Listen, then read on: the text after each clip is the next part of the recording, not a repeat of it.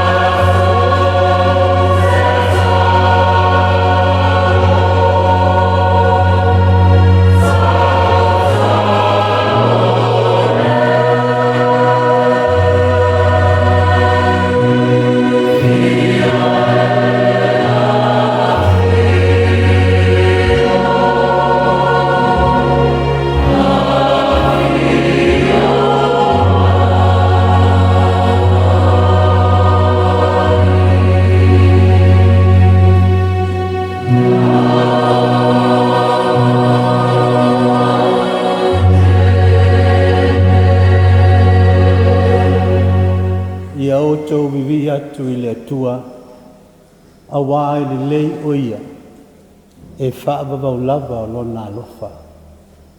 Israelue i au tau vivi atu i le atua a wā o ia na whangaina i tātou o lana lafu mā moe i tātou vivi atu ia o tau i le ale tātou te talo mo le anganga pa ia.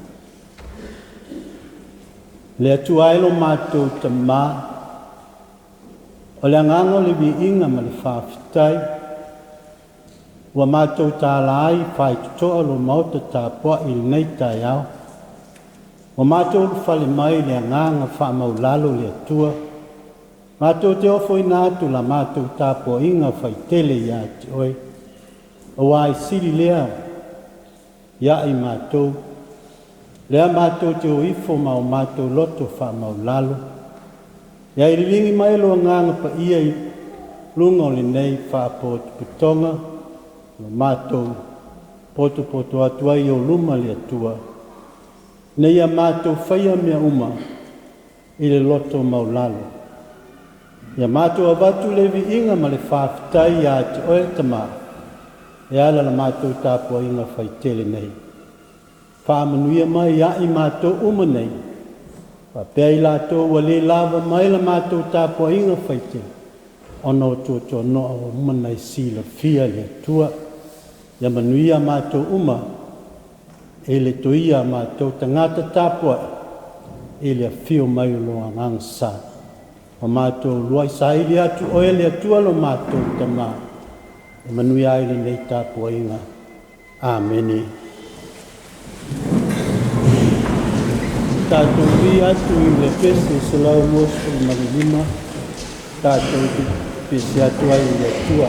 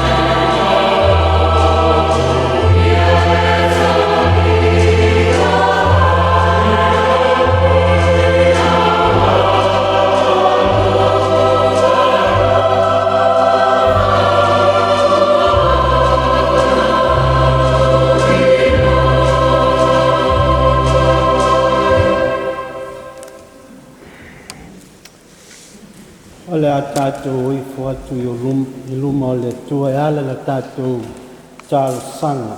Tālo le whāpitai, whāsoesenga, ngā o tātou manaunga. Tātou te tālo i le tua. Le tua e lo mātou tamā. O le na whaia le langi ma le lalo langi na matanga. O le na whaia le tangata i lo lava whatusa. Tāua tele ni nei vaenga la mātou tāpua inga whai tele ni nei tai au fau. E mātou te watu ai o luma. E a watu la mātou whawhitai. Ma lo mātou whātu e senga. Au mātou manaung whoi. Whawhitai le atua lo mātou tamā. Wāo ai nei inu matalo talo. La mātou maua se aso whape nei. Mātou te tāpua i atu whatasi. Mau tangata tāpua.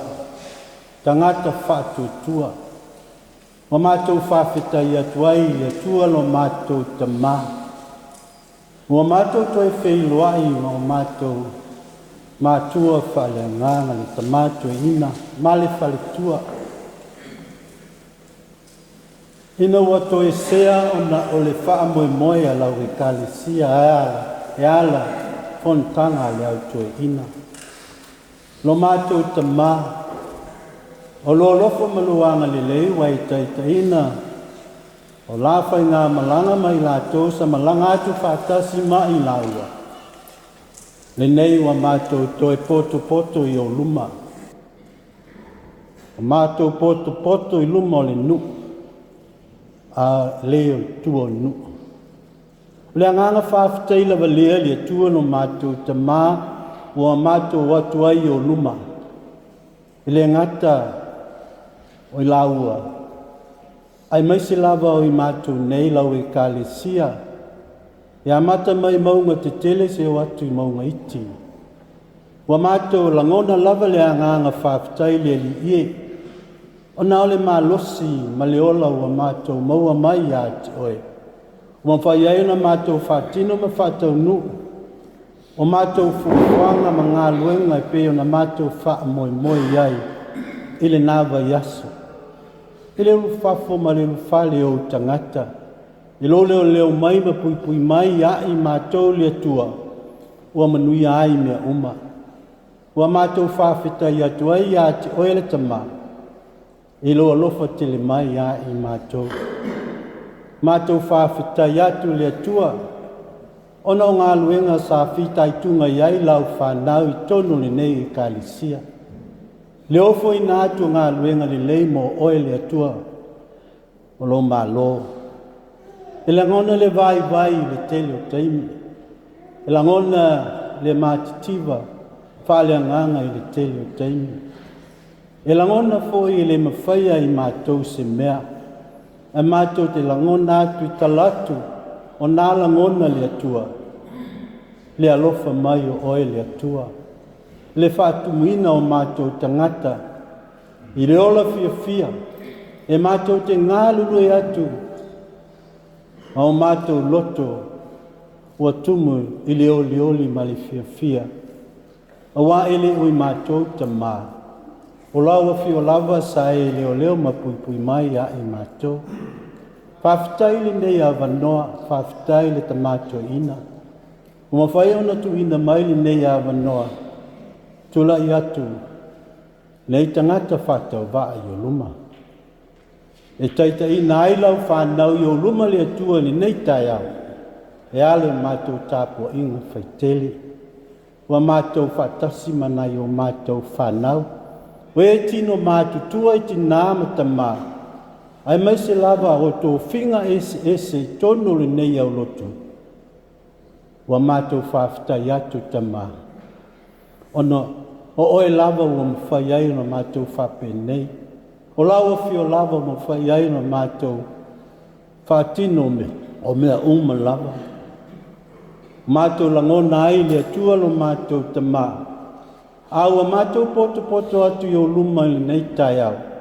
e taua le nei asa lo pama e whamana mātou te whamana tuinai le ulu whale whatupo Iesu Yerusalema ma ngai atu i le sātau ai ālana toi soifua mai le tūnga mau o mea uma whapena le atua lo mātou te mātou te langona ai le anganga whawhitai awa o le whawai lava lea la mātou ola whatuatua o mātou ola ofo i nātu mo oe ta iau ngā luenga i pēna tofi i mātou ma filifilia i mātou te whaia whawhitai whamalo le atua iau whamanuenga ese mo i mātou lale tino wa mātou whaonga i nai tau sia i o mātou ola whale tino ai sili le soifua ma le ola whale anganga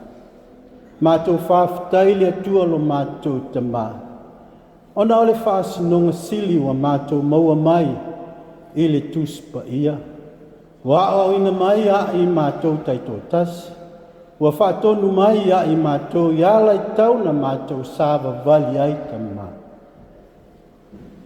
wa whaamanatu mai a i mātou umalawa i le lava se isi whaavai e whaavai na ai le soifua ma le ola o tangata ai nā o oi lava le atua lo mātou tama o le whaavai mausali le malului e tū mau o le ala lea le atua wa mātou whawhitai atua i a te oe ono lea lava alofa le alofa i whamauni o le alofa i tū mau o le alofa e sili lava nea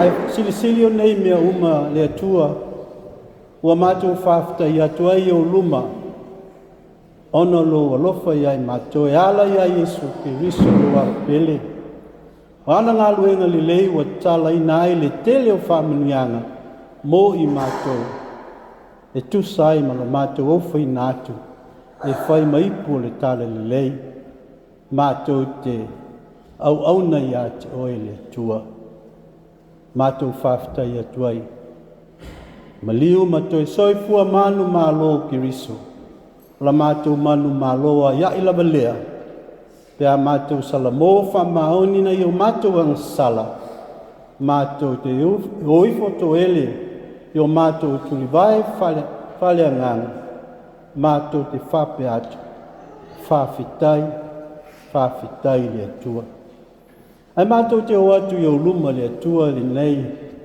tu la i lava mātou te tau lo suafa ai mātou te langona i o mātou loto o i mātou lava o tangata vai ma le angsala mātou te watu i le anganga whaamaulalo i e alofa whamangalo mai mātou le nei fonga mai mātou lava e amata mai e mātua se o tu lava na i o mātou whanau awa e mātou te o i ai tama o lo i a te oe mea lava mātou te fia ai o lo i a te oe mea lava e malili ai o mātou loto mātou te mau ai le file mumuni mai a te oe tama o le ala lea mātou te whape atu ai le anganga whamaulalo ia e whamangalo i mātou mea ia e avatu i mātou i le mawhitanga whatasi ma oe le atua ina wai alofa mai a i mātou taito tasi mātou talo atu li nei tu la mātou te ole atu ma tu ina atu o mātou mana ai oe matari tonu o mātou loto iai o mea uma ia ua mātou mana nao iai ua uma ona e sila fia awa o le atua e sila fia o mātou manatu lilo uma i o mātou loto ai o lea ono lau fio lava sa feta lai mai a i mātou e ala i a Iesu Keriso a whai ei ni mea mātou te mana nao iai ia mātou o le atu ia mātou tuitui atu o le ala lea ua mātou whapea atu ai le atua Ia lilingi mai au whaamanuianga I lunga o nei whaapoto tonga. Ia amata mai mātou te māma tina whaalea nganga mai no whaalo.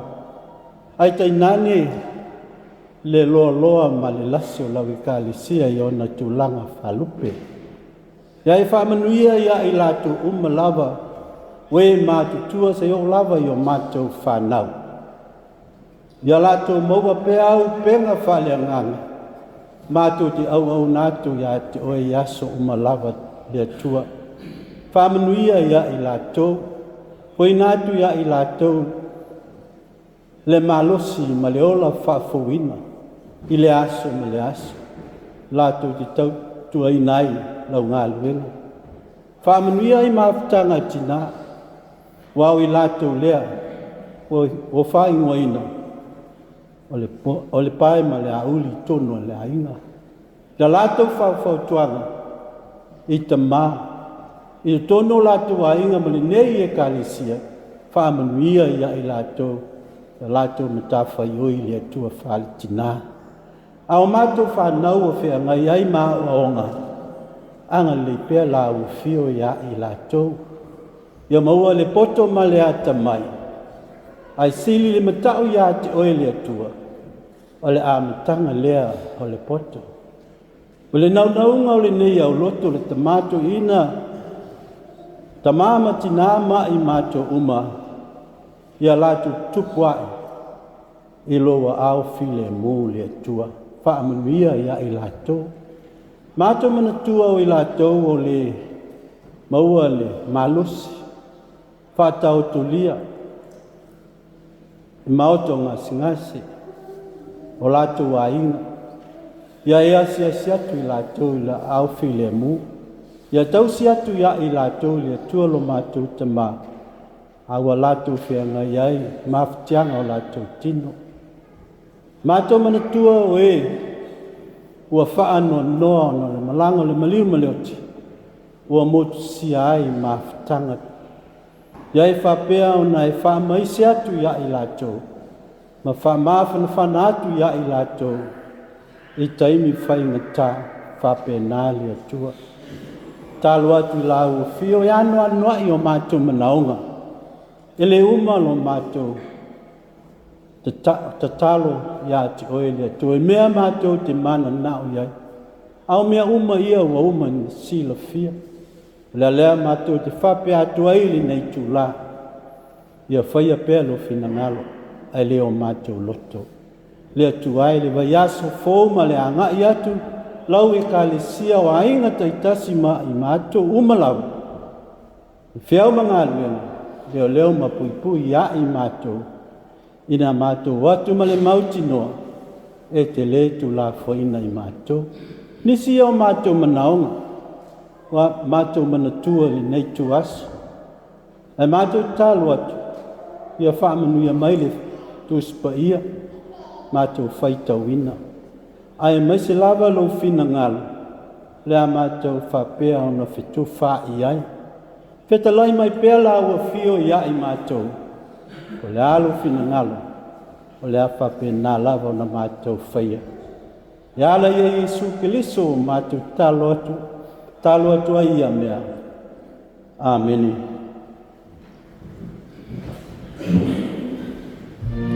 Taimi o le awina sene.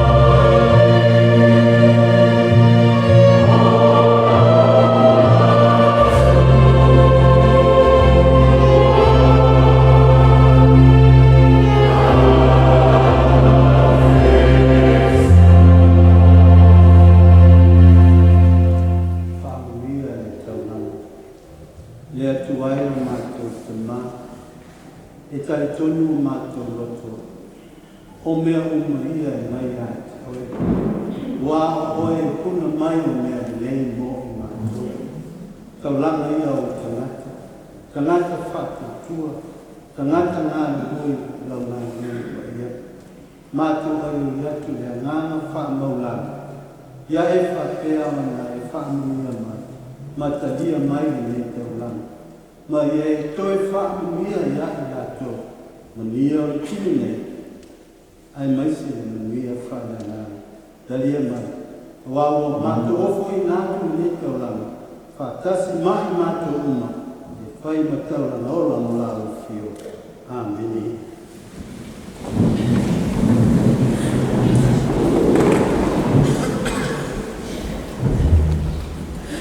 O le tātou pepesi atu i le atua i le pese tolu sefulu ma le iwa.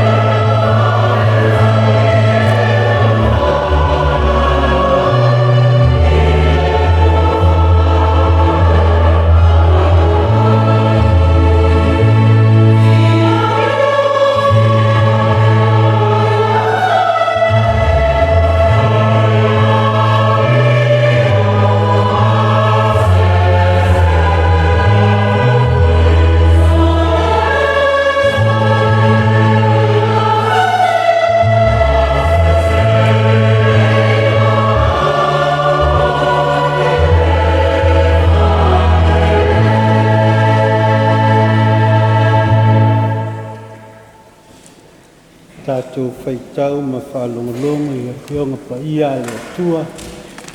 E peo na iai la tātou tusi whaitau aso mō le nei aso. Maua mai lea i le mareko i tāu po isfulu maletasi. Aolona whaiupu mua se o atu le whaiupu isfulu maletasi. Tātou whaitau whia wawa iai i peo na tātou masani ai. Ma reko lona mtau po isfulu maletasi. Whaiupu mua se o atu le whaiupu isfulu maletasi. Tātou whaitau whia wawa peo na tātou masani ai. Whaafonga mai ai le whaitau ina a whionga lo tātou ali. Ua whaalata atu i lātou Yerusalema. Wau i pe whake ma Petania i le maunga o liwe. Ona au i nātu lea ia o na so'o e tō lua.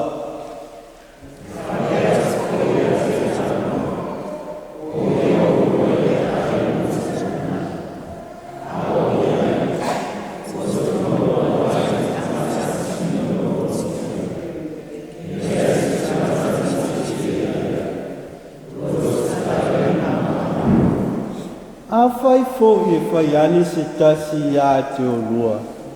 Se a le mea lua te whai ai lea mea. Ia o lua whai atu.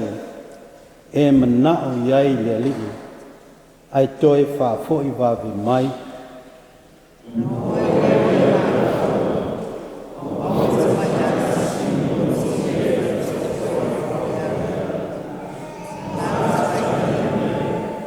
Ona whai ane lea ia te la ua o isi oe na tuai. Se ale mea lua te tala, ta tala ai le tamai asini.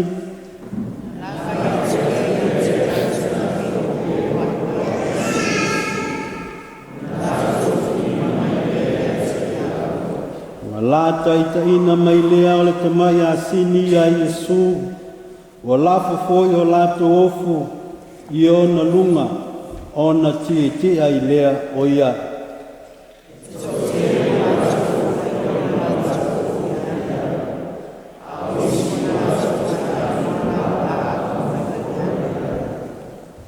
Ua alalanga fo e na mua ma e na muli wa whapea. O sana, ia manuia lea fio mai i le suafa o le alii.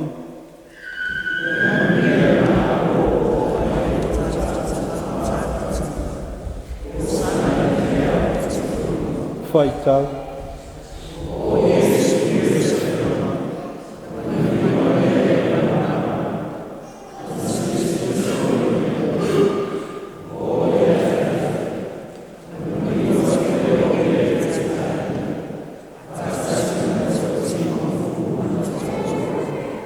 Wha moimoia le anganga soani mai o le atua.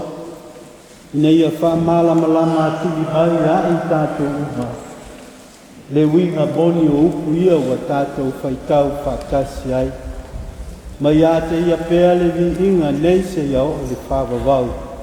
Whawawau lava. Āmeni. Ai o te le whai atu se upu mo i tātou ili nei tai au. Ai ave ia le nei a wanoa.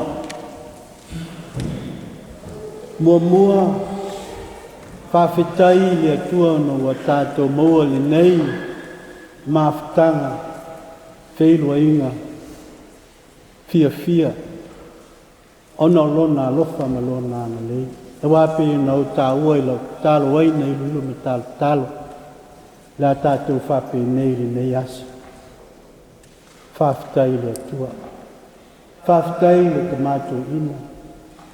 Au whanga mo. Mo le nei awa noa o lo whautua. Wa e tu ina mai a tia o te taita ina la tātou tāpo inga whaitele. Ile nei tai au. O awa noa i le au noa. O whamanianga le atua mo i tātou e meise. Le whewai o le au whaingalu enga i le mea ma le mea. Whawhetai lau suna, whawhetai ta maa. Angona le anganga whanga lalo. I luma o le tua. Whaafitai i le paia lasi o le kalisia. Tō whinga esi o lo whaatasi i le nei aso. Ma lo lava le soifu mau me le langi mamā. Awa o le pule whasoifua o le tapa au le langi. Ia le nei mawhitanga o tātou maua le nei tai au. E momoli mai alo whanga mātou au lotu i niwe. Lau sunga le toina ma le whaitua. A mātou whaiwhiau le taimi nei. O lo whamalolo. Ono wātoa le 5 tausanga. O le whawaila mātou i kalisia niwe. A toa le 5 tausanga o le whainga luenga ngā lulue inu.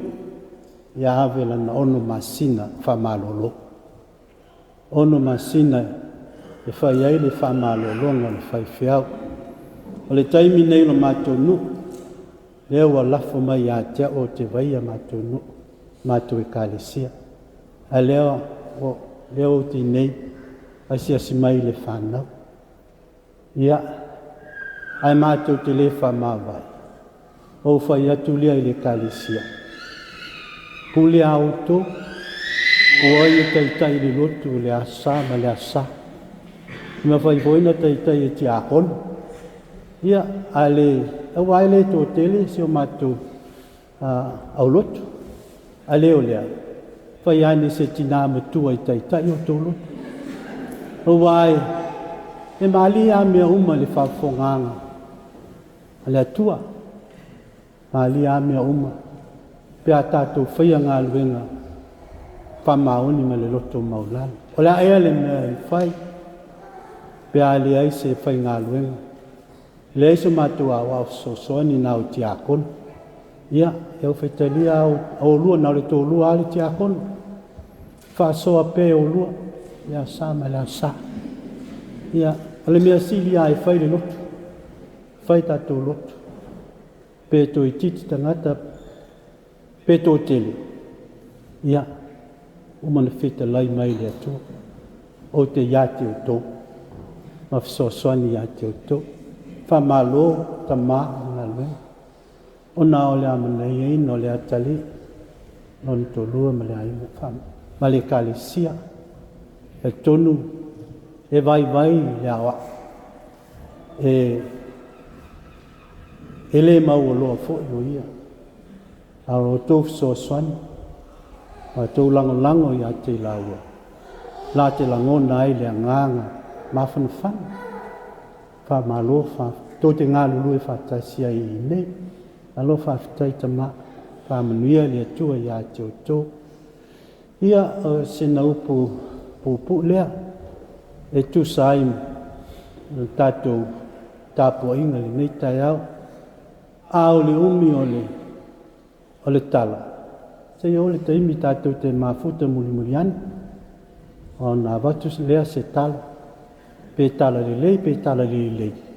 Ia, e lea whaina. Lea ngā o lea sā lau pāma le nei. E soli a e lea sini o mea uma. E soli mea le lei, e soli foi mea le wha le lei. Ia o le winga ia lo tātou. Ali o Yesu Kilisu. A whio mai. I mea le lei ma mea le anga. Ia e salangi ai le alofa ma le anga le lei o le atua. Ia wa lava ia upu. A o le launga mo i tātou. I le nei tai au. O fia whao ngā ina. I le whaiupu iwa. I have chosen verse 9 in Mark chapter 11. E whapea wala langa foi e na mua. Ma e na muli wa whapea o sana. Ia manuia e a whio mai. I le suafa o le ali. Ia manuia le māloa o mai. O lo tātou ta mao tāwita. O sana i mea o pito i lunga. Mana ia upu. Ua wholesea i o tātou luma i le nei tai au. Mana ia. The people who are in front and those who have followed behind began to shout, "Praise God! God bless him who comes in the name of the Lord. God bless the coming kingdom of King David, our father. Praise God. A leo tūla o mawhau ngai peona, iai la tātou tusi whaita waso, whaasese e Yesu, manatu na tunga tangata lau tele. Whaasese e Yesu, manatu na tunga a tangata lau tele. Jesus defies public opinions.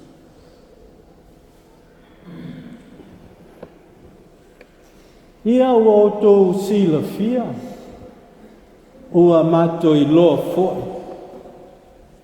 Le tāua o le nei asa. Tāua o le nei asa. Tāua foe I le vaiaso lo luma nai nei. I le tāras whaso lo pito. E winga I ngā luenga li leia le atua. O ia whātinuina. E ala ia Yesu Keriso. Awa le whaolaina o I tātou.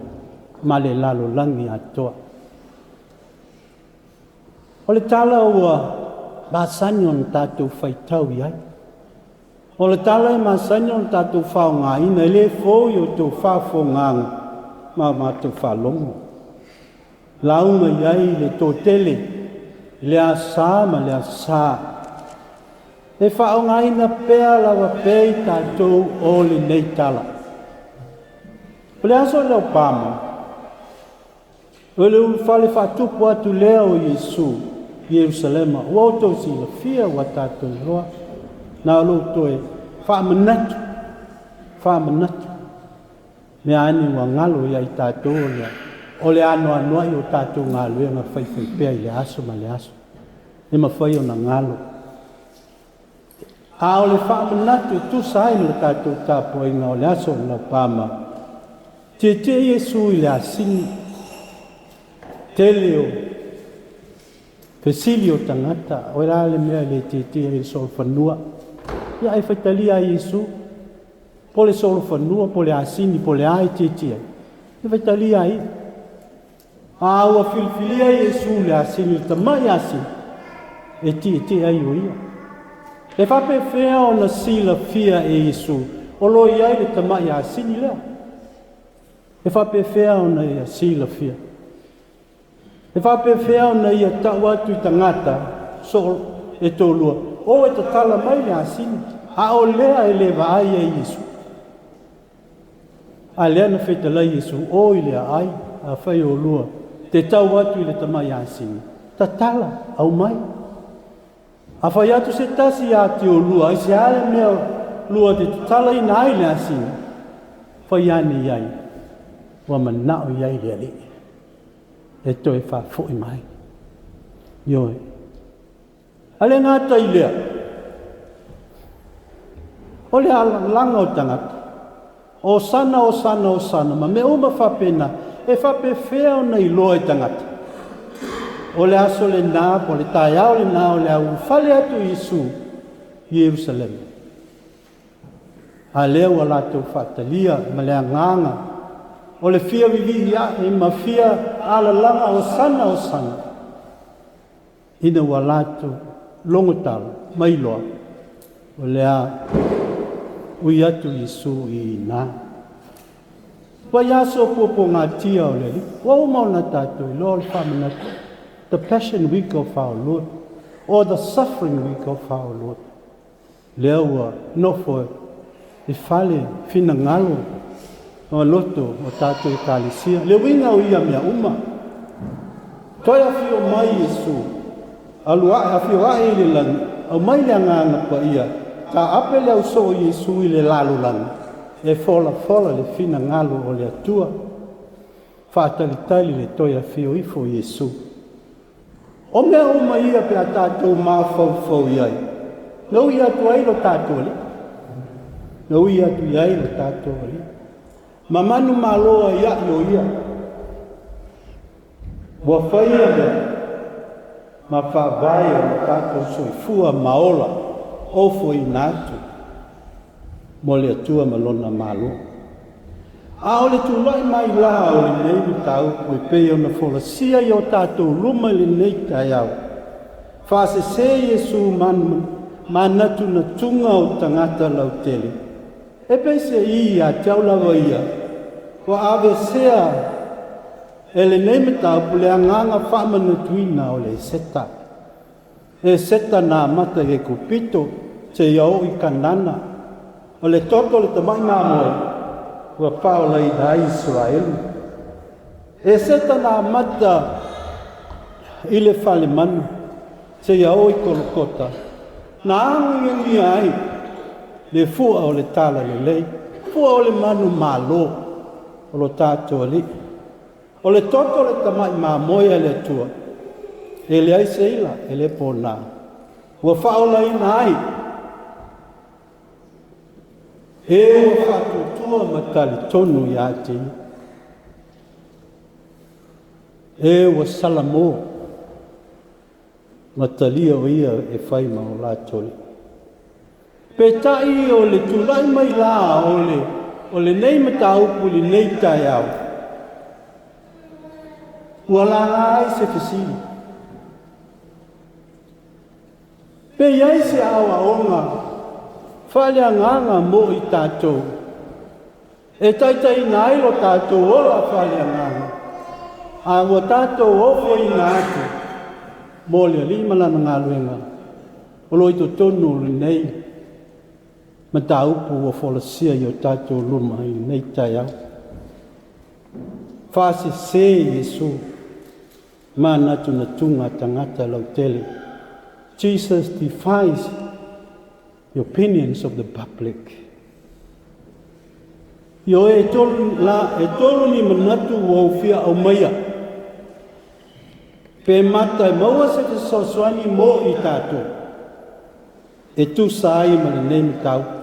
Mua whase. E lei se o i tātou. Nā te whisili mia.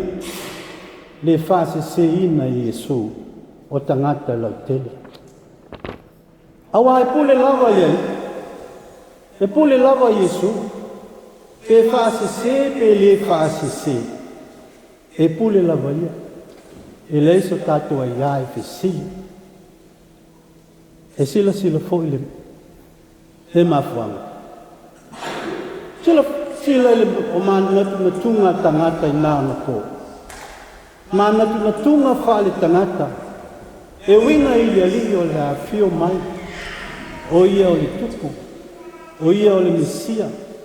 O ia o le whaola. E le e tala le ua nga i atu iei o lato mawhauwhaunga. A o le anganga whale lalo lana. Ua fio mai lo tātua. O lato ali. E taita ina i lato.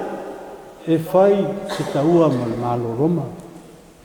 O wā lato te le fia e le malo roma. Ai loina, e ese le mea o lo mawhauwhau iai, tangata. A ese foi le mea o lo angai atu iai le ngā luenga o le whaola. E pei na wina mai e le atua o nālo pele i le lalo langi. Pele tonu i lātou. Lo lātou Mesia i whātalitali iai. Te tira sol whanua, eila ni tau, eila na pelu tali pupuni. Eira na fita tau. O le ala lea leo soi. Na whaase se a Yesu. O tali tonunga o ia tangata. O aere sa. Ese se. Awa e o le ute lea. Ma le ano lea. I le fio mai o kerisa. Lona lua. Whaasau ina. E whaase se a lea lea. Ma natu na tunga tangata. Ina ia whaasau ina. Te lai le tua ala le profeta o Isaia 5:5 balu leva. Awao natu. Leo to manatu lea. O ala. Leo to ala lea. Awai peo na maua lunga le langi. Ile lalo. Wa whapea na sili ma maua lunga. O wala i o tō wala. Ma o manatu e sili o tō manatu. Ala lea. O e toi whaasao Yesu. Ma whauwhaunga o tangata i nao na pō. O mea tau te manatu natu iai. E leo mea ia. O te manatu natu iai. o lono ina. E mana tunatu le tangata i le seta whale lalolani. E mana tunatu le ali i le seta whale lani. O le loto mau lalo ma mea o maia.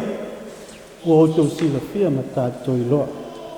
Wāua whapea lava o nā lofa mai le atua i le lalolani. Le maila na tali pele i tō tasi. Ni le whanu se tasi e whatuatua i a te ia ai maua ia le ola e whauwau. O Yesu lava nā te mawhaia o na whasao. O tātou se se. Whasao o tātou whale tonu. A wāu ia lava e sila fia lea le lei mo e tātou. Whase se. Whaasawina. Maufi mai loa ma le manatu whai.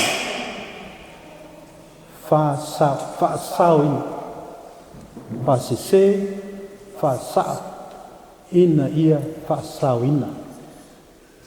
Le hama le nao tātou li. Ina ia whaasawina i tātou. Mai ang sala le lalo lani. O leu te ko le nao le seta. Whamangalo. Fialo whani. Ma mea o malawa e peo na tusia i le kalatia, i tau pui ono whai upe lua sifulu malilua. I oe leo soi a te riso, o le ngangana le atunu. E le awa ia e lopo atam whai ngā. Le patonu fōi e le matupia le ngāna ia. Ai o te so atu i le nganga o le seta. Ma to e whamanatu mai a i tātou. Ele o pufo ia. Whamanatu mai ia i tātou. E whase se Yesu mana natu na tunga o loto, o tātou loto. E ale sa. I le sila whanga pa ia le atua. E whaasawina e le atua i tātou. Pea tātou salamo whamaun. Whalongo maustak. Pai alo na fina ngalo. O wa e sili le whalonga ma le usta.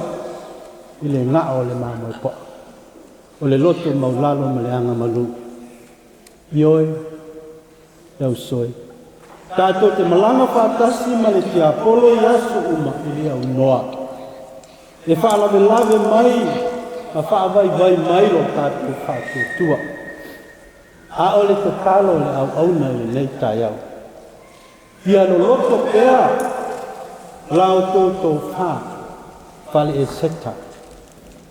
Ia mamau pea o lau tō tāne whale anganga. Ina o tō sila, ma vava ai a Yesu, o le mātai sau, o mea le leu malawu.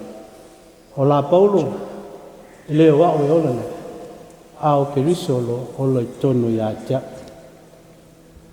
A o lo, vaenga lea sa whatalia Yesu. O san, ia maria lea fio mai. O la Yesu, o whaia le lea mō tō. Whase se Yesu mana tuna tunga o tangata lau tele. Ko le alo ta ofi. I lea matau. Ia maria le seta. Amen. Tātou vi atu i le vi inga e spitse fulu malelua. Spitse fulu malelua e pese tātou ki le pese atu i le tua.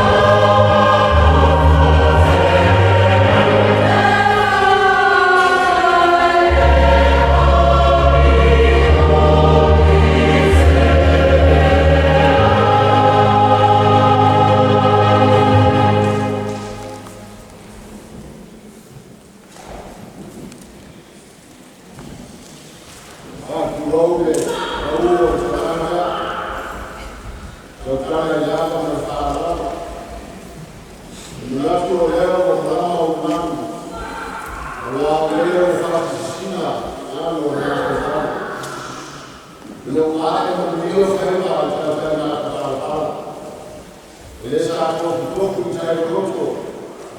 E tarile tō māwhai e kua. Whala aia na whanau te usiano i nena ea. A ua roa e kore i oka e te inga me te whanau o sistia. E o ki tāi ki maai e sua i tō. E o tawia i te hose a nana lai e kūra o ki nana. A i kōko e ni lima mū. Kua i toki ni e ea. E io te reo ke mokotau koi o hato mātua hana e ngā. Kua te reo ke ina ma kua i maru ta koi o me leo no. Parea to ina ka wala o kua i koi na pensione. E ia ia o nāki a ngā kua o kua i kua tāna ne. I lau kua i koi ina o ta māna mua i mai. A ngāri wha mua mai ana ki na ngāma o e kua. E ia o nato o mātu titara. O whangia e le tua, a penepeleo na awa rofa o soifua. Ia o whaoko pe ai ni leia ki ua i kisai ni kua kuanga.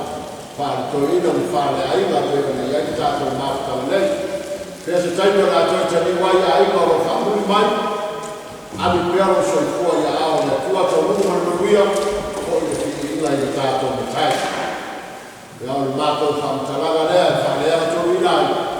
E se taimio ni nei tā soaila mai nei i aso. Tōreo se ki tū parapara ala suma. I ta māre nei tāre sia mai nei a rotu. E whanau reo whenua whora tai tai whatano whaita i mauruma tāpua ila ni nei tai au. I se whora tātou uso a māngon whenua tātou rotu. E o apo o whama o mātua ai o tātou mafuta. Amana nei mea le tua. Temo rā te whoi atu i ai o whamuri mai. Tai tai pero o tō soi fua i au rofa o tātou o tai. Tano fai ai rotu umar tātou o rotu. Mai lawa i e mātua e o lawa i se tito na tito o tātou o rotu nei. Māloro na manuia, māloro whātotoa. Whāwhatai tere tau tua i le tua moro whina manu. E ana i largana whatino o le nāma i asa o tōna. Au tātou whorwhoranga māsani nei.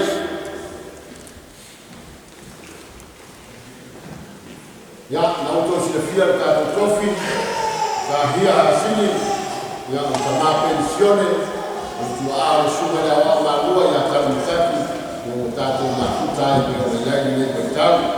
E whai tātou tōnai te tātou tofi e a mai a tāpua ina tai o nei. Ia, e whongu natu o rea maua ia mo tō marama lea i wai a se whongu tātou ta mā pensione. Ia tātou tau mā mai ai ia mo suga i ta mā pensione pe o le tātou lotu nei a sā. O le lotu le aso whaile lotu le aso molimu. O se furu di tai au e amatai. Se furu di tai au whaere tātou lotu lea. O le lotu o le toi tū. Le la le toi esi toi tū au whai fōi ana iai. Le la whai ana toi tū o le lotu na tō. Ia sarna o toi tū. Ia le toi iai ni patisinga i masania. Le la whai lama lotu na lotu na tō. O le riko ma tō teo.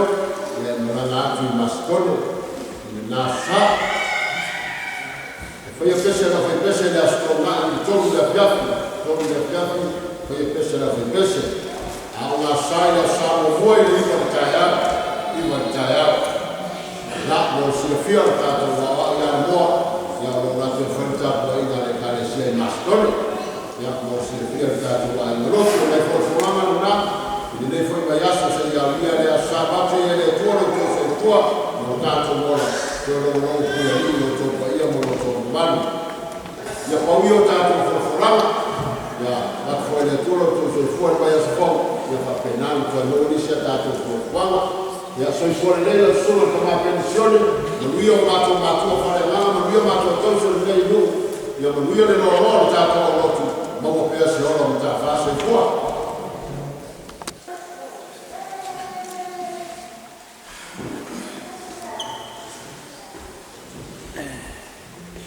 Ia, le upua ia le tātou masania, aumo na tātou whaise ngāia, tātou whasanga e iatua, ma whape atu le o au na le au ngā i mātou nei iatua.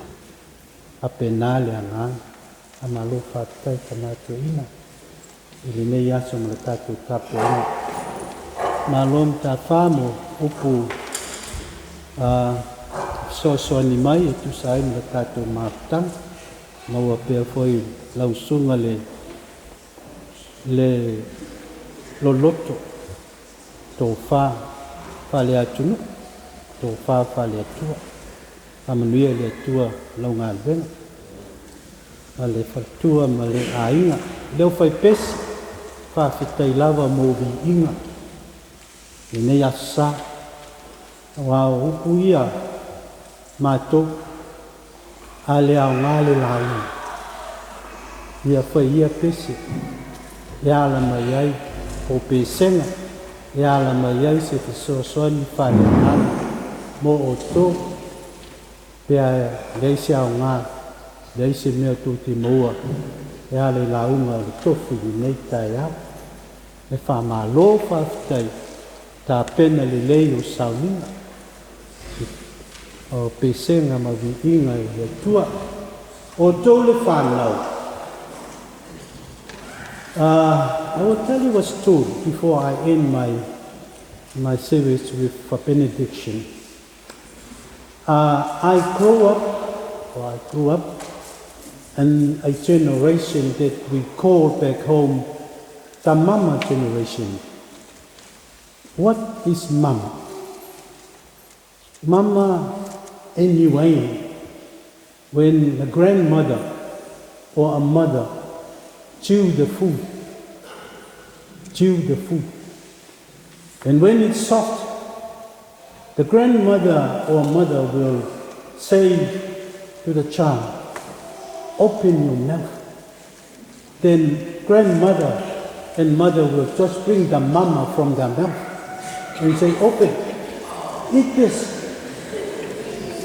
And that is how we grow up. That is why I call that generation a mama generation. We eat from the mouth of our grandmothers and our mothers. We drink from their mouth, even though they don't clean their teeth in the morning. But that is how we survive. You are lucky today in your generation. You have everything that you need and that you want. You have everything. And you are really, really lucky. In our generation, we don't have those privileges that you have.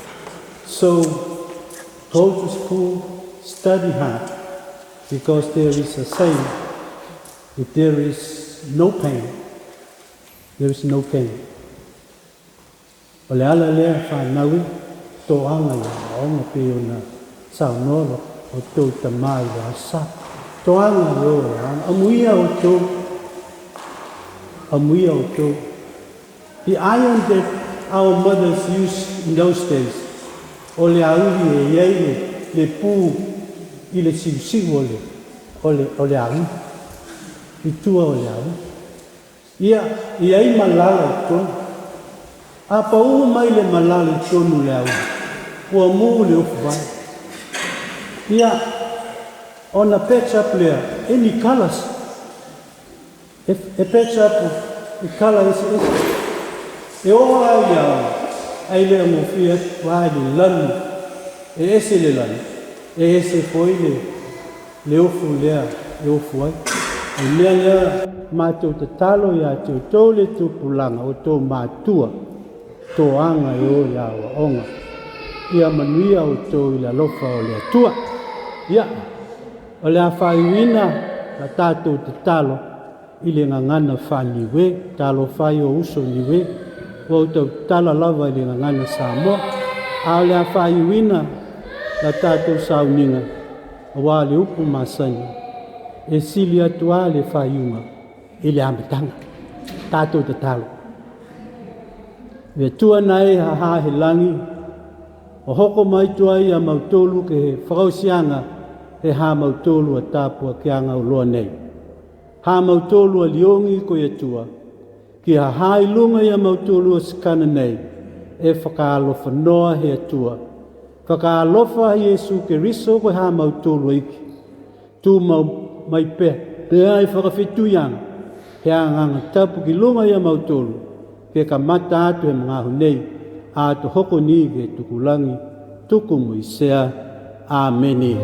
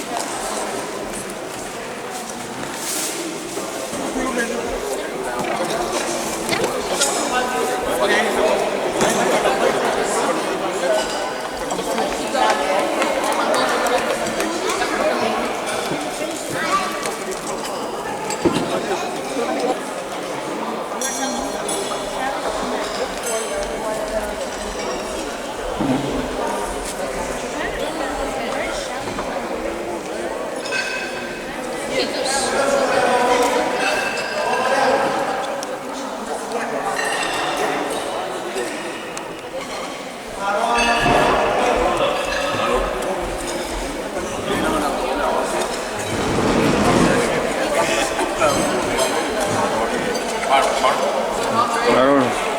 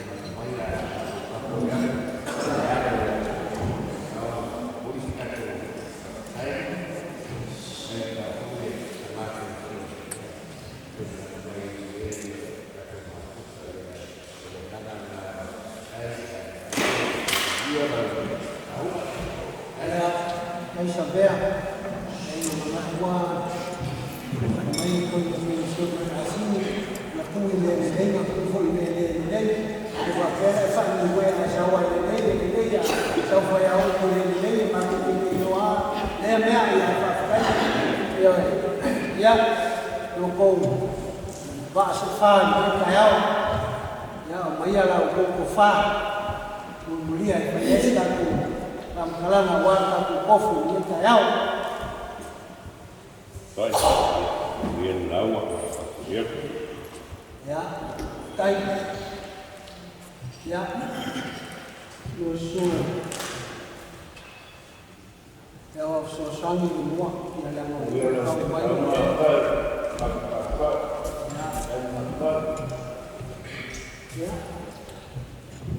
fez o família também tá com uma chuva mas é uma coisa la minha família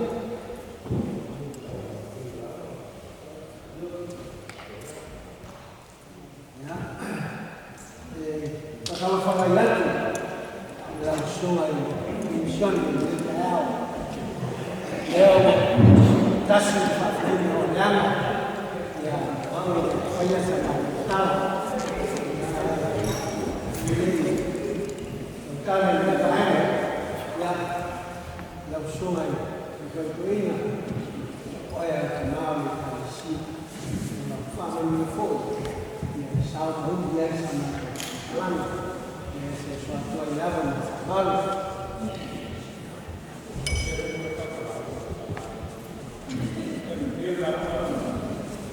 Hai, dia yang menjadi kuat bersama dengan mission. Bawa kalau kufia yang dua yang dua, kayu ini harus semua guarda nelle sua ciao con mai su sua ma tagli viene tua non fai una fatta uno lo può sta tutto uno uguale solo fai io il nostro programma le tali signori e al rumore tua ma si lo fanno partire e allora mai che non fanno ma lo fa dai le sai guarda tua e il negro e uguale yang dia melakukan media kuat yang bawa penis sesuatu lalu yang sungai yang kuat yang isi kalau boleh yang nama long dia bukan orang profesi fine ni kaya yang malu pakai apa ia oleh show yang mereka yang ia berumur yang orang sungai kan malam ya lindo algo de ahí yo le cuá a profesor awai a foi suaco ma ko canal ya foi fiamei ya sunga ya waso sango ka algo eu ya nam ko para kwa ya fongo le kalisi yo ya ngan ko bangne yo ka ko kai ya ya ku ya mai le ya ya kwa ya kaya ufahamu zaidi kwa wale kutoka ya kufanya kwa yao ngalo ya kaya ya na Samoa ya familia kwa leo tu ya ni kaya ya kufanya kaya hivi kwa ya ya suma ya kaya sana ni lok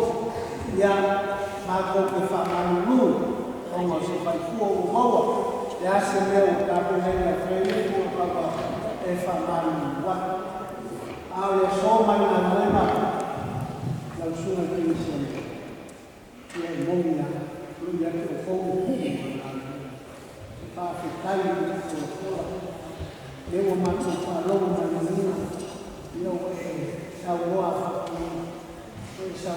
kama mission wale boleh menino nalo sama con Palomo, sama con Pakistan Indonesia, untuk sumai dia orang tofu itu sama con Palomo ya mereka sah tahu bahwa dia Palomo Pakistan Pakistan yang kufa, mereka sosomai ya wah tahu sumai orang kuat malam whakakai o kua matu kalamama, isi vae o le mama, mea se se, koe whakasao ai o iso nei, whakai, kai o le manga whakakia, o whakakonga manu ino le kai o se nei, ia whatu kare, koe whakoi ai o le se nei, lofa le kua, ia luke ake o kuia whananana, ia wa le maua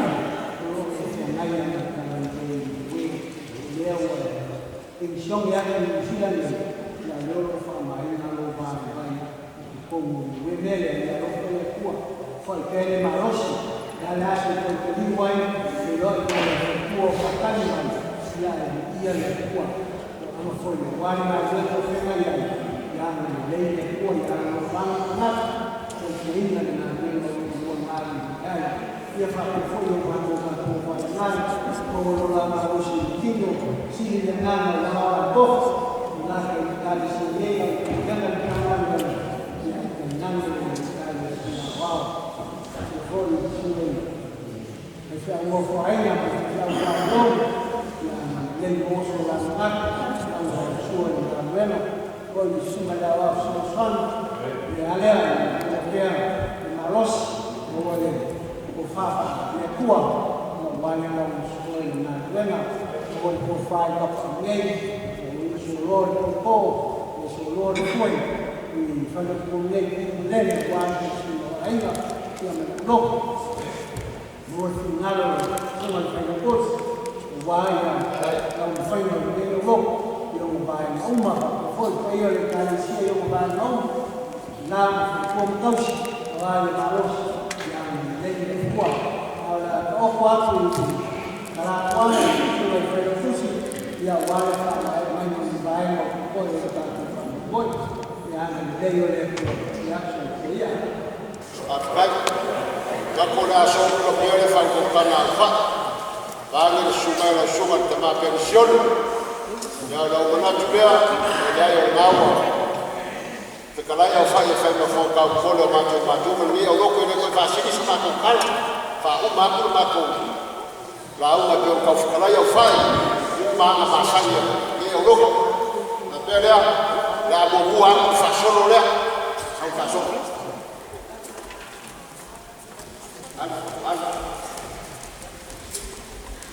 Esse foi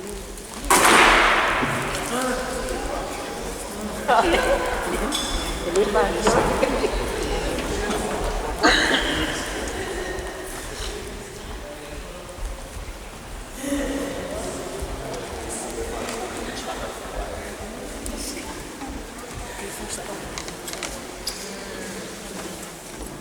ya ufafalia na shughuli tofi ya wanga asanya yo bantu bakko fanana ya go sa afya finga lapa mafukanga mala shughuli pensioni pelea ya wamakole apa ikuma masanya na kuumra ngale maku ke yoke malanga ingeni ba ya solea mele to familia ni finga malia wa fali shele ya ko fa kamali ni ngai unaga uma nga fasa moya yale na fata bali ya leo fali kupe ya tasiri Afrika la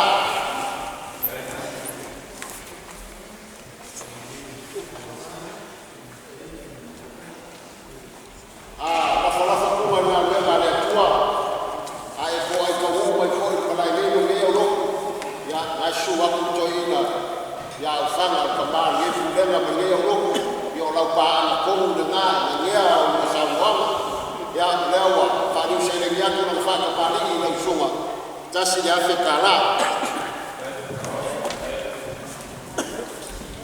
wa kaumaile kanya mara na shughul pension bako mafuka kwa shughul fafenga kwa aina ya yediko kwa ya mtau ya na kwa maau pari shele yako kwa kaka marida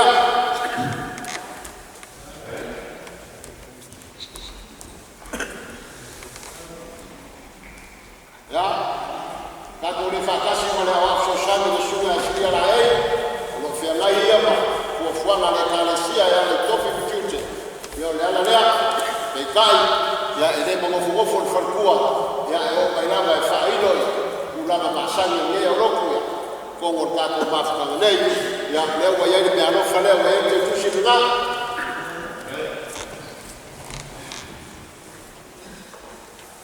ya me kai leo ka waile kila wa ina na fena ina shuma leo au ya ya leo ile kape ka kukofu ya lefo wa na le mai fe me alofa mai ya ile ke kushi nga ko shalam kala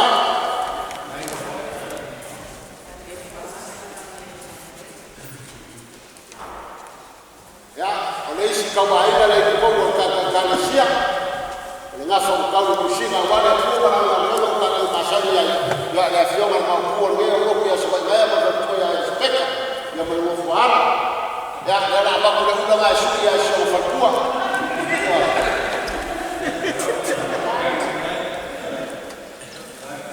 afamiwe akashaua ya kwa sababu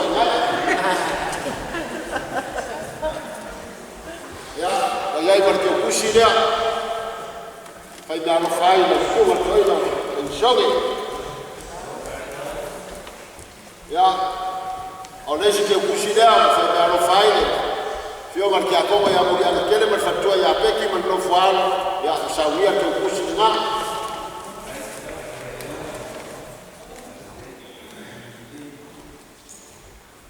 só vai ver a uma e saber a vai lá na hora famille ya bela la ele yo va passer ngangi wesi famille wa ole ba ko lo ba sha ko ya ya ro fa la shabema ya ba na fala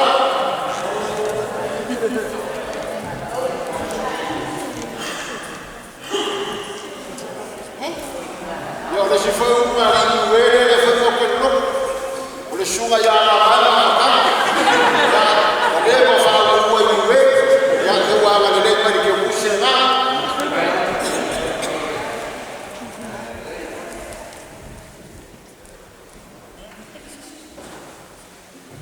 ngawa shika sina na shule kama pension leo kasi yake kiasi kwa leo ile ya ndio anafanya ushauri yake kiasi ya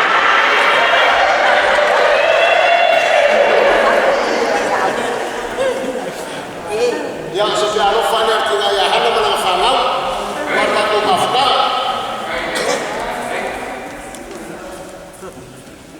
maka itu semakin leo langsung pensiun ya kuya bana kata kalesia kadina uma leo fena ina kalesia ndia ya wala shuma bea ngafaya ngawa afya babo ni sekene warta ko fedo ila pita ya manato fo ya kuwa ya au ni mo mato pakua fana nanga mgeyo leo wa magari maika kushirifa inga edua afi kwa sababu kandawa ya wayai mali au nda shawia fanya kwa wale ya kasi yake fasha na wini mtala ya la bakole kama kafia yasho shawona kwa papo vya ikufaka ya kwa shara kwa yasho ya kuya kwa hivyo yako ni wewe ungefondo fanya hiyo mara magusa ya kufanya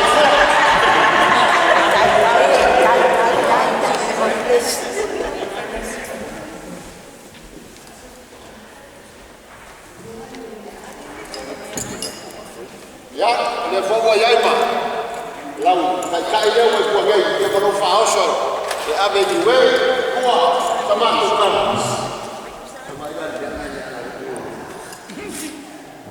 ole kadila uwa ngamale fakabali ile ngale au kumaba ya arufu shawia ya au kumara kwa ile kwa kushawaho na ile bawe diwe abeyo abeyo ya wayewe ishupo ya waide bawe kwa diwe na fanya tena kwa diwe kama diwe ya ile ishupo ya mangu ya kele kwa fo ya manguia for família para porque eu não tá com efeito para chegar lá no lugar eu fui para manguia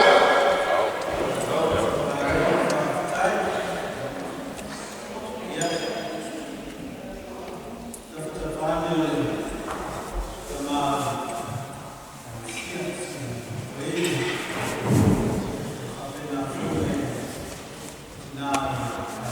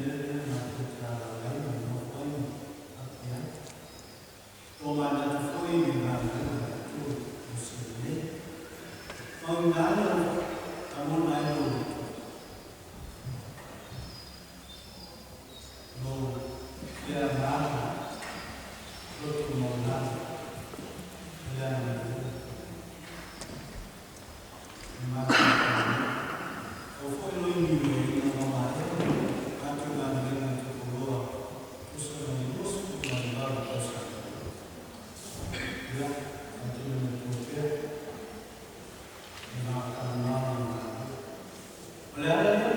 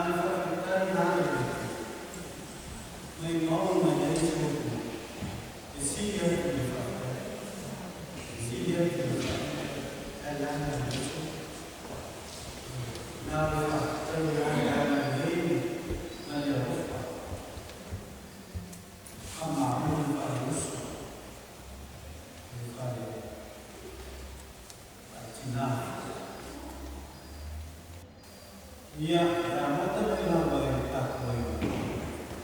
Yo mai na ba ni tu bas. Namun foi yang nama. Dari tadi ni foi tak tersuah. Suah ni ibu tak ada. Suah ni ibu tak ada. Ibu ba salah.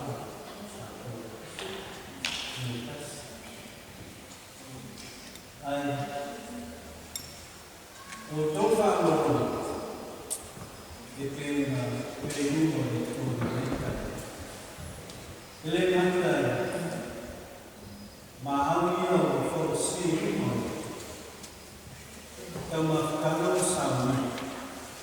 Dan masalah faktor itu sudah siap mengenai. Atas mengenai waktu Jawa anak-anak tadi, wayang, ada todo nama berpamah. Waktu saya dunia,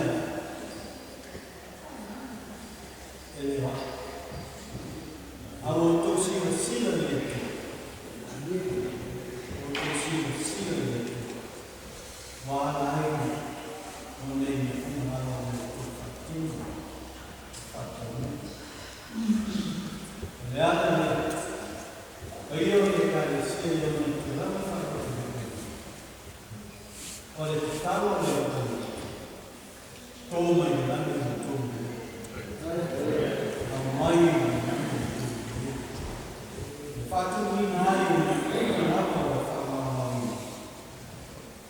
Orang tak ini sulit jadi kalau perlu disempurnakan dengan dia dan cuma ini semua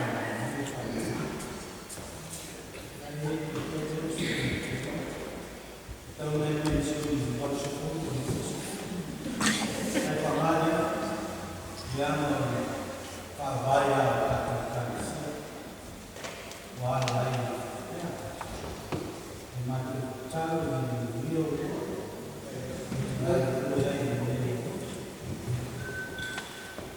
di pandang sahaja sampai ini mai pandang